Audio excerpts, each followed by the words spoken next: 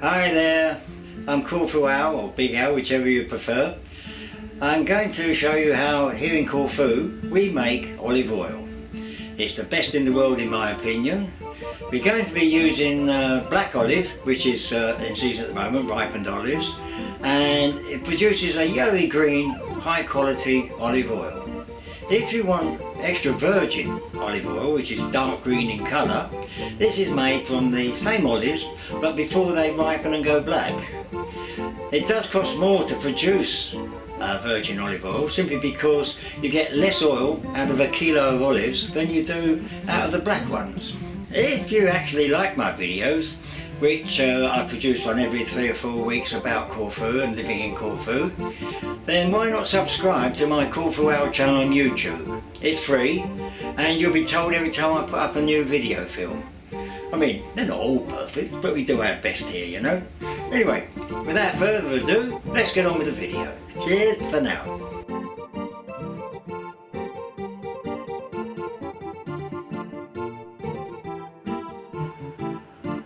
Well, as we all know, olives grow in trees.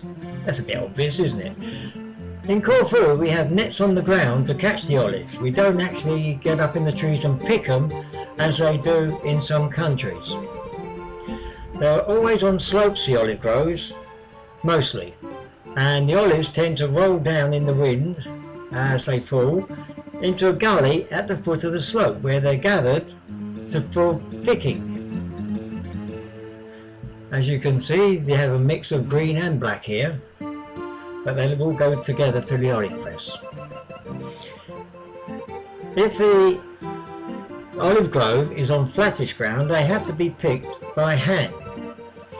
Now this really is back-breaking work, and these people, if they're employed, are paid something like €4 an hour to do it. It's not a lot of money.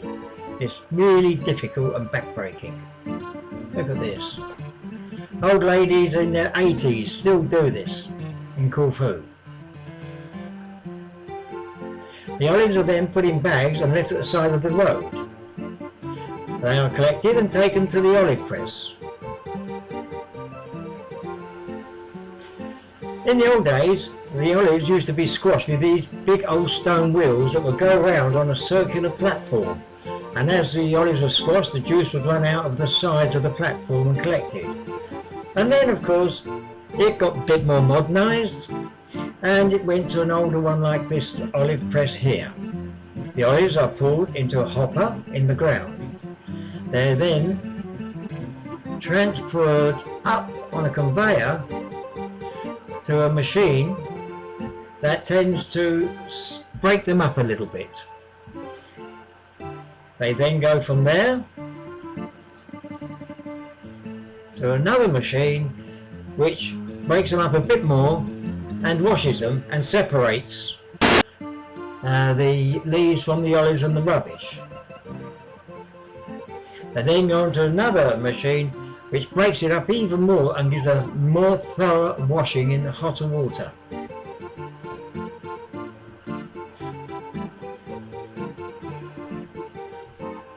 There they go to a macerator, I call it a macerator, which completely crushes and makes the olives into a paste, a bit like porridge.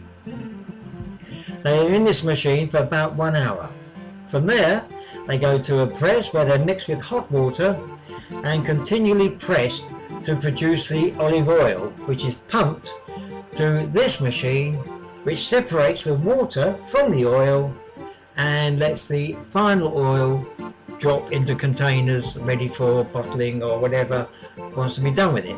This is one of the very earliest olive presses here in Corfu in the north. Then we have a later olive press, but nothing has changed. They still put the olives into a hopper in the ground. They still go up the conveyor where they're broken down a little bit,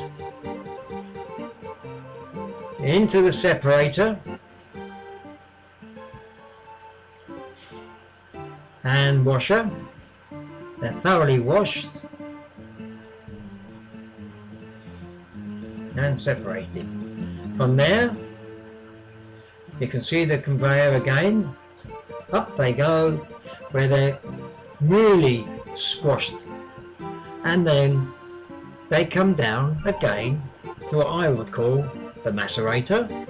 It's just the same as the previous olive press. And once again they're in here for about an hour, churning away to make sure they're as pulpy as possible. The pulp from here, once again, goes into the press where it's mixed with hot water and continually pressed and pressed to extract as much oil as possible. This of course is a much more modern machine. And once again to the same machine that will take out the water and just leave the pure olive oil.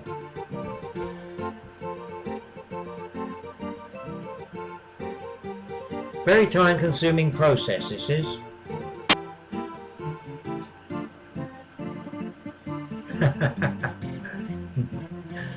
Now this is one of the very latest olive presses in North Corfu,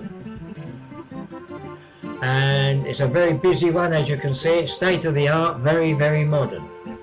But have things changed, we ask ourselves? Is this going to be any better? Well, the answer is yes. Again though, we start with the hopper in the ground and the conveyor which takes it up, does a little bit of squashing into the washer and separator.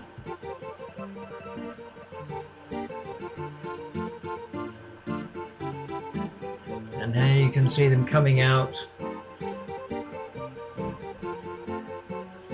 a little broken but nice and clean. This really is a modern place.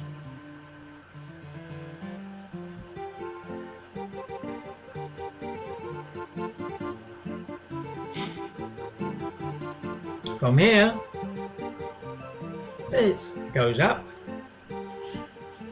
into the macerator bins, as we call them. They're broken up even more at the top up here in this machine here, as like a grinder. And this machine here has a row of separate bins, and it's much more modern with the way it actually pulps the olives.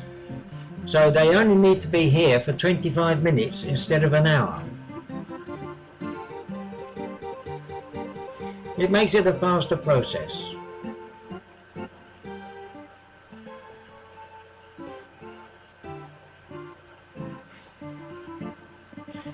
Lots of electronics, and once again there's the press, but this one is different because it's a cold press. They use cold water in this one, not hot water. So the olives are now pressed as much as possible to extract as much liquid as possible to be transferred to the separator, which is here, where the water is taken one way and the olive oil drops down into a collector. This one is filtered. And that's it. For virgin, extra virgin olive oil, we use green olives. Not quite ripe, but they don't give quite so much juice, but it's more intense. I should say oil, not juice. And that's what we end up with black olives. Beautiful. Thank you for joining us.